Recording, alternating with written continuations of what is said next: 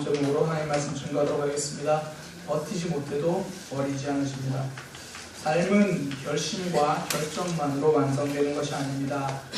결심과 결정과 우리가 열심히 하지만 실제로 결말은 다를 때가 많다라는 거죠. 얼마 전에 제가 여러 명 좀 모여 있었던 적이 있습니다. 그렇게 여러 사람이 모이면 빠질 수 없는 것이 있죠. 치킨입니다. 제가 치킨을 시켜야겠다라고 이야기를 해서 치킨을 주문하겠다 그러니까 한 분이 이런 얘기를 하더라고요. 저 이번 달부터 다이어트 합니다. 그 이야기를 듣고 치킨을 못 시켰어요. 그랬더니 옆에 있는 다른 분이 이렇게 얘기를 한마디를 거들더라고요. 지난달에도 다이어트 한다고 이야기하셨잖아요. 그러니까 지난달에 다이어트 한다고 말해놓고 실패했다는 거죠. 제 이야기 아닙니다. 다른 분 이야기입니다. 그러니까 이번 달에 다이어트 하기로 결정을 했어요. 그렇다고 31일에 결말에 내가 살이 빠지는 것은 아닌 경우도 있다는 거죠. 아닌 경우도 많다라는 거죠. 제 이야기 아닙니다. 이건 정말 제 이야기 아니에요. 주일 예배 마치고 집에 돌아갈 때 이번 주에는 자녀들에게 화내지 말아야겠다. 좀 답답해도 참고 그래야겠다 결정을 해요. 그런데 하루 이틀 지나면 잘 지키다가도 어느 순간에 나의 그 결정이 아름다운 결말로 이어지지 못할 때를 우리 많이 봅니다. 그러니까 신앙은 결단과 결정만으로 완성되는 게 아니라는 거죠. 아브라함이 그랬습니다. 처음에는 하나님 말씀을 순종해서 가나안 땅까지 왔어요. 불안하고 염려가 있었지만 그래도 포기하지 않고 말씀을 붙들었거든요. 우리 지난주에 살펴봤지만 가나안 땅까지 와서 거기서 장막을 치고 거기서 제단을 쌓았습니다. 내가 머물기로 결정했고 하나님을 예배하며 달라지기로 결심했습니다. 그런데 거기서 생각지도 못한 어려움을 만납니다. 기근이거든요. 미리 준비하지 못했기 때문에 더 어려운 거예요. 또 어려움이라는 말 자체가 내 힘으로 감당할 수 없기 때문에 찾아오는 거거든요. 그걸 어려움이라고 합니다. 그러니 생각지도 못한 결말로 자꾸 흘러가는 거예요. 이렇게 살고 싶지 않았는데 좀 잘해보고 싶었는데 생각지도 못한 결말이 찾아옵니다. 그러니까 신앙생활 하면서요. 한 번도 저는 어려움이 없었습니다. 저는 그런 말 믿지 않습니다. 신앙생활 하는데 아픔과 유혹, 어려움 없다는 이야기는 사실이 아니에요. 신앙생활은 동화의 결말이 아닙니다. 동화의 시작이에요. 백설공주 이야기 결말, 왕자를 만나서 행복하게 살았습니다. 흥부놀부의 결말, 흥부는 부자가 되어서 잘 살았습니다. 이건 아름다운 결말이에요. 더 이상 문제도 없고 갈등은 없습니다. 근데 신앙생활은 성도가 예수님을 만나서 행복하게 살았습니다. 이렇게 끝나지 않는다는 거예요. 백설공주를 힘들게 만든 왕비의 공격은 이제부터 시작됩니다. 받은 은혜를 쏟게 만드는 관계들, 사람들 있잖아요. 말씀대로 살아보려고 하니까 찾아오는 손해들이 있잖아요. 여러 가지 갈등들이 있고 어려움이 시작됩니다.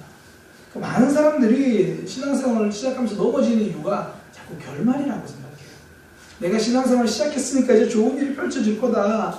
내가 신앙생활을 시작했으니까 이제 내 삶에서 갈등과 고민이 끝났다. 신앙은요, 하나님 만나서 여행을 시작하는 거예요. 새로운 삶을 시작하는 겁니다. 자꾸 결말이라고 생각하니까 찾아오는 어려움을 견디기 힘든 거죠. 아브라함도 그래요. 내가 하란을 떠나서 가나안 땅으로 왔고 여기서 장막을 쳤고 힘들지만 예배를 드렸으니까 이제 결말이다. 난 하나님을 예배하면서 살겠다. 그렇게 생각했는데 생각지도 않은 기근이 찾아오는 거예요.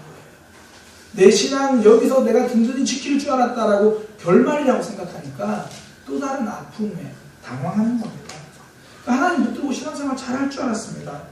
눈앞에 어려움 견디고 예배했다고 결정했으니까 아름다운 결말 따라올 줄 알았습니다. 그런데 어려움이 이어지고 기근이 찾아오고 아픔이 찾아옵니다.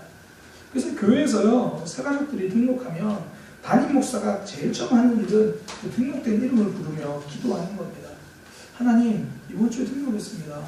이번 주에 유혹이 찾아올 텐데요. 하나님, 이번 주에 등록했습니다.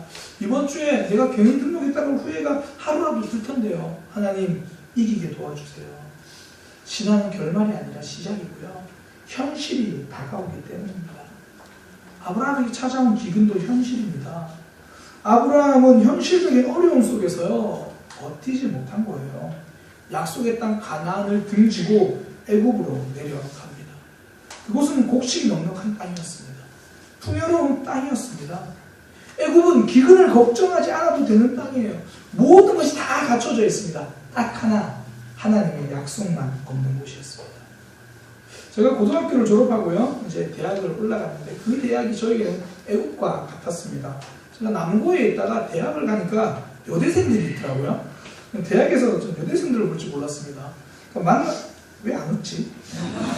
만나는 사람도 새롭고요, 선배들도 멋있어 보이고, 대학생활도 정말 그 자체가 낭만이고 기쁨이고 정말 좋았어요. 동아리 생활하는 것도 즐겁고 사람 만나는 것도 좋고 정말 신나게 더 재밌게 하고 지내고 싶었는데 마음에 걸리는 게 하나가 있었습니다. 신앙이요. 하나님이요. 그 당시에 저를 힘들게 한 건 삶이 아니고 죄도 아니고 하나님이 저를 힘들게 했어요.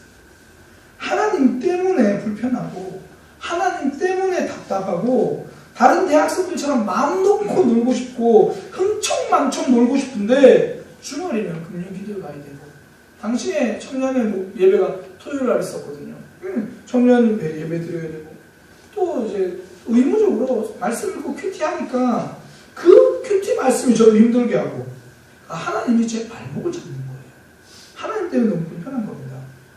그래도 저는 그동안 저와 함께 신앙생활을 하던 청년 공동체도 있었고 또 제가 초등학교 5학년, 6학년 때부터 전도사님으로 저를 양육해 주신 분이 부목사님이 되셨고 그 당시에는 담임목사님이 되셨거든요. 그러니까 그분이 있으니까 제가 신앙을 지킬 수 있었습니다. 믿을 수 있는 목회자, 나를 사랑해주는 공동체가 제 믿음을 지켜준 거죠. 근데 아브라함에게는 아무도 없는 거예요. 하나님께 약속을 받은 사람도 아브라함이고요. 하란을 떠나서 가나안으로 가자고 재촉했던 사람도 아브라함이에요. 근데 방해가 찾아오고 어려움이 찾아오니까 아브라함이 그걸 견딜 수 있는 힘이 없는 거예요. 하나님의 약속을 붙들지 못해요. 아니, 붙들고 싶지 않은 거죠. 약속 붙들고 기근이 심한 가나안 땅에 있는 것보다 약속을 뒤로 하고 애굽을 선택하는 게 더 좋아 보이거든요. 하나님이 약속한 가나안 땅은 기근이고 내가 선택한 애굽은 풍요입니다. 하나님이 약속한 그 약속은 나를 올가매는 것 같고 눈에 보이는 애굽은 가능성의 땅으로 보입니다. 그러니까 하나님의 약속만 잊으면 모든 게 좋아 보여요. 하나님의 약속만 무시하면 모든 게 좋아 보여요. 믿음을 지키려던 그의 결정은 이제 무너집니다. 그렇게 약속을 뒤로하고 애굽으로 내려가 버리는 거예요. 풍요의 땅을 찾아서 갑니다. 그러면 그렇게 풍요의 땅으로 찾아갔으면 풍요를 누리거나 좋은 일이 생겨야 되는데 삶은 생각만큼 호락호락하지 않습니다. 애굽에 도착하자마자 아브라함이 자기 아내 사라 이게 첫 번째 하는 말이 그거예요. 당신 지금부터 여기서는 내 아내라고 말하지 말고 내 여동생이라고 말하자. 실제로 이복 여동생이기도 했고요. 그 당시에는 그런 결혼도 가능했었으니까 내 여동생이라고 하자. 그러니까 자기 아내가 너무 이쁜 거예요. 미인입니다. 그러니까 걱정이 되는 거죠. 자기 아내가 미인이니까 애국 사람들이 자기를 죽이고 자기 아내를 차지할까봐. 이 당시는 그랬잖아요. 자기 아내가 미인인 사람도 미국 알거든요. 진짜 어떡하지 걱정이 굉장히 많이 돼요. 혼자 마트를 보내면요, 모든 남자들이 아내만 찾아보면 어떡하지? 그런 걱정 굉장히 돼요. 그런 걱정 해보셨잖아요, 홍창원 장로님. 네. 그렇죠. 김동훈 장로님 늘 그런 걱정 때문에 걱정되시잖아요. 안일하신 줄 믿겠습니다. 그러니까 저는 이 심정 알거든요. 아내가 너무 이쁘니까 제가 늘 걱정이 돼요. 근데 지금 아브라함의 모습이 그거예요. 단지 내 아내가 다른 사람이 쫓아오면 이게 아니라 아내가 너무 이쁘니까 그 사람들이 내 아내 차지하겠다고 나를 죽이면 어떡하지? 그 걱정 때문에 지금 속이는 거예요. 동생이라고 말을 하자. 하나님 약속 버리고 내 힘으로 살겠다고 선택한 삶, 결국 아내를 여동생이라고 속여야 되는 그런 삶이 되어버린 거죠. 나중에는요, 애굽왕 바로에게까지 시집을 보내는 그런 결론이 납니다. 그러니까 너무 이쁘니까 소문이 나거든요. 너무 이쁘니까 빛나잖아요. 그러니까 그 소문이 펴져가지고 애굽왕 바로의 귀에까지 들려요. 그러니까 애굽왕 바로가 그래 누구냐 알아봤더니 이번에 새로운 사람 근처에 온 아브라함이라는 사람의 여동생입니다. 그래 그러면 내가 후궁으로 왕비로 드려야겠다. 그렇게 해서 결혼을 하는 거거든요. 16절에 보니까 사라 때문에 바로 왕이 아브라함에게 양도 주고 소도 주고 노비, 나귀, 낙타 줘요. 이거 흔히 말하는 혼납금, 뭐 결혼 지참금이라고 해서 신랑이 신부 집에다가 주는 거 이야기예요. 이 당시에는 그랬거든요. 오늘날도 이슬람 문화에서는 이런 게 있습니다. 마흐르라고 하는데요. 결혼할 때 신랑이 아내의 집에다가 주는 거예요. 지금 바로 왕이 아브라함에게 마흐르를 주는 겁니다. 단지 잘 봐달라고 뇌물을 주는 게 아니라, 단지 선물을 주는 게 아니라 신부 지참금을 내는 거예요. 그러니까 결혼한다는 거죠. 이게 얼마나 부끄러운 돈입니까? 아내에게 여동생이라고 하자, 이렇게 말하는 것도 힘들고 부끄러운데 차마 말이 떨어지지 않았을 텐데 이제 아내를 시집 보내면서 돈을 받습니다. 아내를 팔아서 돈을 받습니다. 아브라함은요, 아내만 판 게 아니라 하나님의 약속을 팔았습니다. 신앙을 버린 겁니다. 하나님이 아브라함에게 큰 민족을 이루겠다 약속해 주셨거든요. 그럼 큰 민족은 자기 아내 사례와 함께 이룰 수 있는 겁니다. 그런데 그 큰 민족을 이루어야 될 아내를 다른 사람에게 시집 보내버리고 돈을 받는 거예요. 아내를 팔았습니다. 하나님의 약속을 팔았습니다. 신앙을 던져버리는 거예요. 제가 말씀을 묵상하면 할수록, 설교를 준비하면 할수록요, 아브라함에게 제가 손가락질을 못하겠더라고요. 처음에는 그래도 목사인데 저는 신앙 팔아버리는 행동하지 않는다, 그런 마음이 들었습니다. 제가 사실 목사라는 이름으로 뭐 사기를 치겠습니까? 아니면 제가 머리 깎고 뭐 도전사를 들어가겠습니까? 저 그러지 않거든요. 근데 제가 이 말씀을 묵상하면 할수록 아브라함에게 손가락질을 하지 못하겠다고 생각하는 이유가, 저는 제 속에 있는 제 모습을 알거든요. 그러니까 하나님을 바라보겠다 그러면서 걱정할 때가 더 많고요. 솔직히 때로는 성경 읽는 것도 버거울 때가 많습니다. 오죽하면 제가 새벽마다 내는 기도 제목이 있어요. 새벽기도 나오시는 분들은 아는데, 제가 월요일부터 금요일까지 빠지지 않고 내는 새벽기도 제목이 뭐냐면, 하나님을 사랑하는 사명자가 되게 해주세요. 이 고상한 기도 제목 아닙니다. 처절한 기도 제목입니다. 목사가 하나님을 사랑하는 사람이 되게 해달라고 기도한다는 건요, 목사지만 하나님을 사랑하지 못할 때가 더 많다는 거예요. 그리고 제가 하나님을 사랑하는 목회자라고 안 그러고 사명자라고 그렇게 자주 안 쓰는 단어를 쓰는 이유가요, 자꾸 사명이 저도 무겁게 느껴지는 거예요. 저도 사명과 다르게 살고 싶다는 생각이 드는 거예요. 그래서 새벽마다 빠지지 않고 그렇게 기도 제목을 바라는 거예요. 하나님을 사랑하는 사명자가 되게 하소서. 또 설교 시간에 이 말씀 들었다고 우리 목사님 위해서 기도하겠다 이런 다짐하지 마세요. 저도 이루어질까 봐 겁나요.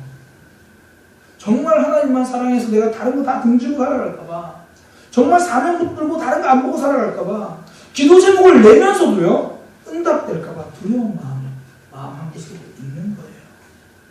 여전히 제 마음속엔 제 마음대로 살고 싶은 마음이 가득한 거거든요. 그러니까 제가 어떻게 아브라함에게 손가락질할 수 있어요? 없습니다. 하나님이 약속했던 가나안보다 출애굽이 그 애굽이 더 좋아서 흘깃흘깃거리는 그 아브라함의 모습이 제 속에 들어있는데 제가 어떻게 손가락질합니까?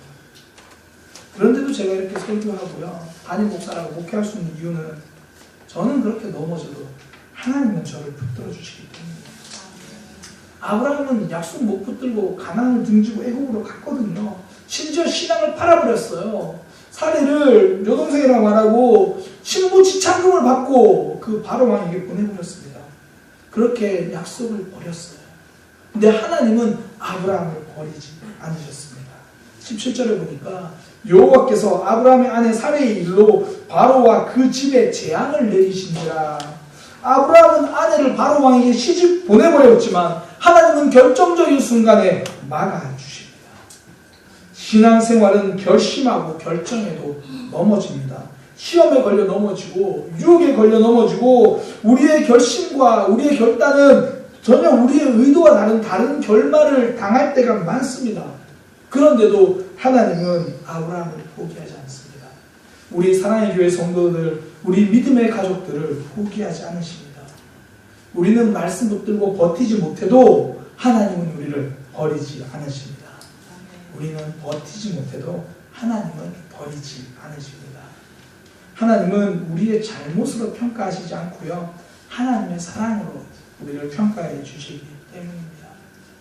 이번에 영화 어벤져스 엔드게임 굉장히 뭐 스포일러 하지 말라고 그래서 더 유명해진 영화인데요. 이제 많이 보셨을 것 같고 지금 안 보신 분은 앞으로 안 보실 것 같아서 제가 영화에 대해서 이야기를 해드릴게요. 그 영화에 보면 타노스라고 하는 악당이 나와요. 악당이 나오는데 그 전편에 보면 타노스 때문에 전 세계, 그러니까 전 우주의 인구의 절반이 죽습니다. 전편에 죽어요. 그래서 그 타노스 때문에 가족을 잃은 남자가 너무 마음이 슬픈 거예요. 그래서 이 절반이 죽었음에도 불구하고 남아있는 사람 중에서 악한 사람들 있잖아요. 못된 사람들을 찾아다니면서 자기가 죽이기 시작합니다. 그러니까 내 가족은 죽었는데 저렇게 나쁜 짓 하는 사람들 왜 살아있지? 너무 화가 나는 거예요. 그래서 그렇게 화풀이를 하는 겁니다. 그런데 이제 어떻게 다시 뭐 타노스에게서 그 죽은 사람들을 살릴 수 있는 방법이 있다. 뭐 우여곡절 끝에 뭐 돌 6개를 모으면 된대요. 그러니까 중요한 돌멩이 잘 보세요. 돌 6개만 모으면 중요한 일이 일어날 수 있습니다. 그 돌 6개 중에 하나를 찾으러 이제 그 남자와 또 다른 한 여자가 이제 찾으러 가요. 그런데 그 돌을 얻으려면 둘 중에 한 명이 죽어야 되는 거예요. 그때 이 남자가 이렇게 말합니다. 여기서 죽어야 될 사람은 나다. 내가 그동안 무슨 짓을 했는지 알지 않느냐. 내가 어떤 놈으로 변해버렸는지 알지 않느냐. 그때 함께 있던 여자가 이렇게 말합니다. 아니야. 너는 가족이 있으니까 살아야 돼. 난 한 번의 실수로 사람을 판단하지 않아. 그렇게 이야기를 하는 거예요. 저는 이게 하나님이 우리에게 하시는 말씀을 들렸어요. 한 번의 실수로 우리를 판단하지 않습니다.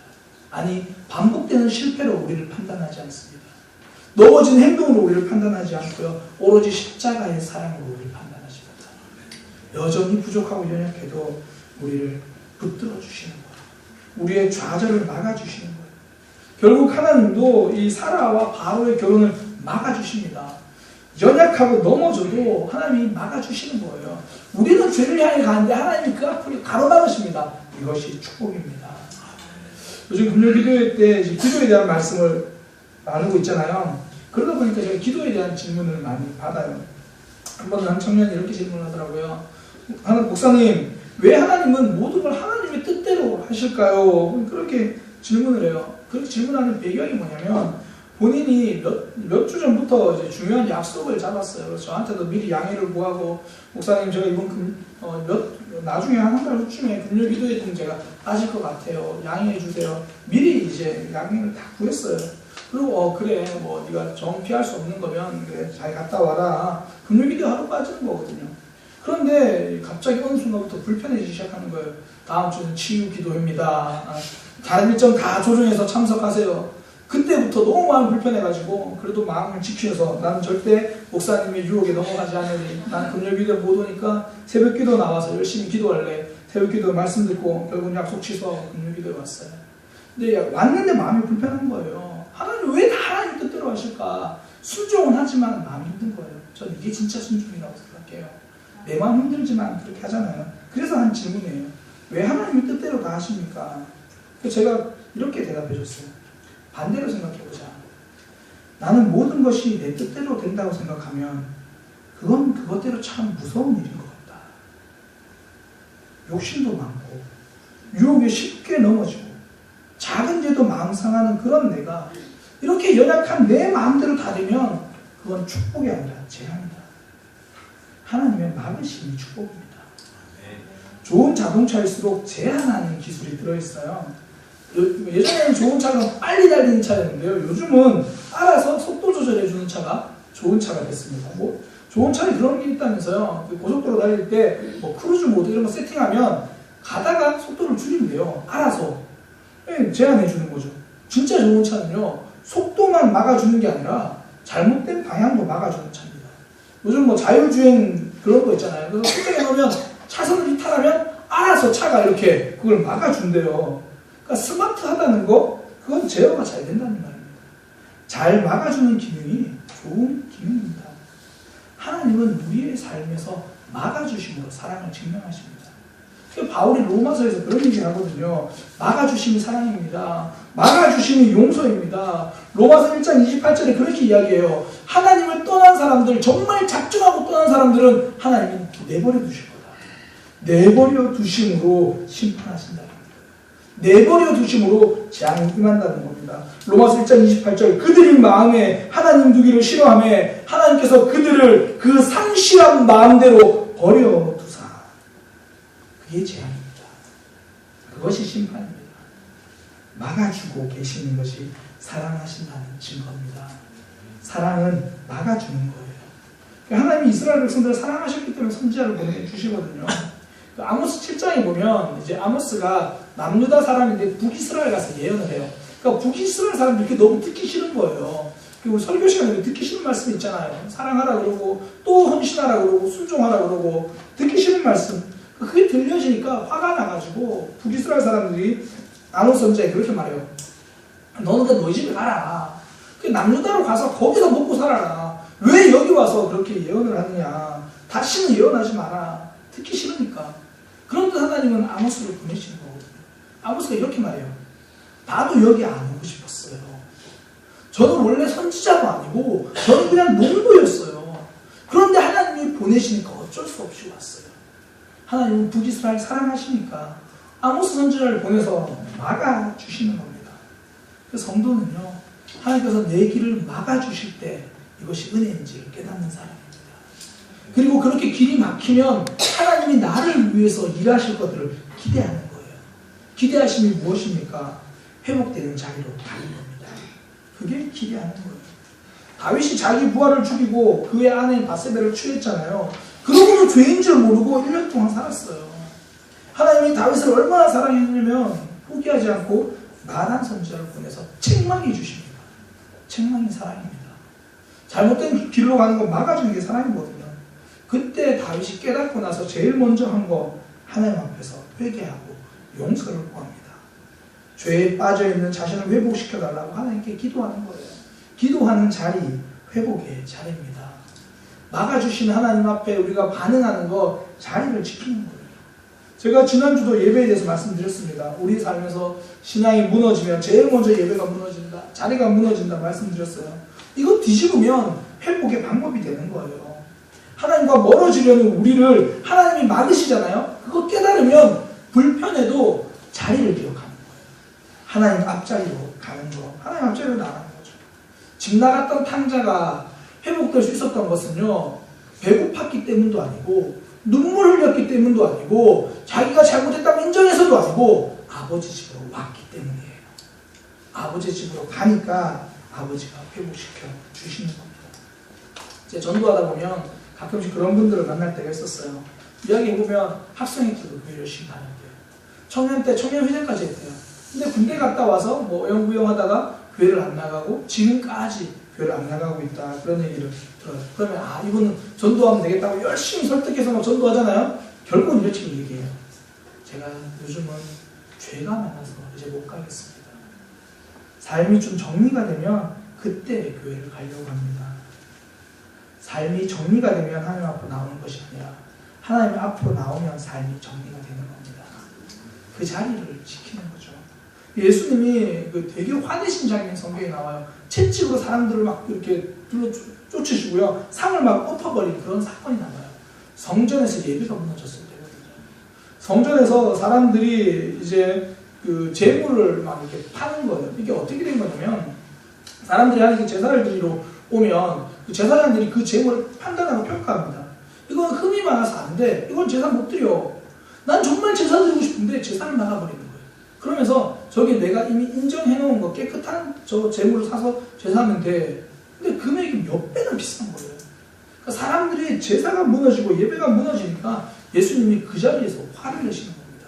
모든 상을 둘러엎으시고 채찍으로 사람을 내쫓기 시작하는 겁니다. 저는 오늘 우리 예배가 예수님께서 우리 삶에 절망을 뒤엎는 역사가 있기를 소망합니다. 우리의 교만을 뒤엎는 역사가 있기를 소망합니다. 우리의 죄를 뒤엎으시는 역사가 있기를 소망합니다. 이 자리가 그 자리가 되는 겁니다. 하나님께서 막아주심을 기억했으면 그 막아주심 붙들고 하나님 앞자리로 나오는 거예요. 성도의 자리, 하나님 앞자리입니다. 회복의 자리입니다.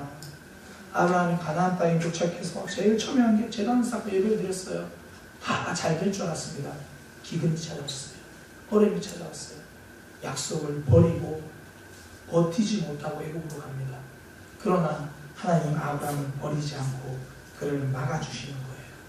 개입하셔서 바로와의 결혼을 막으십니다. 이제 아브라함이 기대해야 될 것, 하나님 앞자리입니다. 하나님의 품인 거죠. 그 자리로 가는 겁니다. 말씀을 맺겠습니다.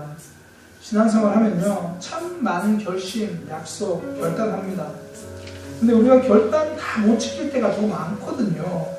하나님과 한 약속을 지키지 못할 때가 더 많습니다. 어느새 하나님과 멀어지는 쪽으로 걸어가고 있고, 어느새 하나님을 등지고 걸어가는 모습을 봅니다. 그때 하나님은 여러 모양으로 막아주세요. 사람을 통해서 막으시고, 환경을 통해서 막으시고, 막아주십니다. 우리는 버티지 못해도요, 하나님은 버리지 않으시는 거예요. 믿음으로 버티지 못해도 사랑으로 버리지 않고 부모하고 주십니다. 하나님이 우리를 막아주실 때 우리가 해야 할 것이 있습니다. 하나님 자리를, 하나님 앞자리를 지키는 거예요. 그 자리로 나와서 다시 한번 회복을 경험할 수 있는 그런 믿음의 삶이 되시기를 회복합니다. 자리가 회복되면 신앙이 회복됩니다. 자리가 회복되면 삶이 회복됩니다. 우리가 주님 앞에 우리의 연약함을 고백하고 갔으면 좋겠습니다. 하나님, 우리는 연약합니다. 주님, 우리는 힘들지만 주님 붙들고 가겠습니다. 우리 함께 찬양으로 고백합니다.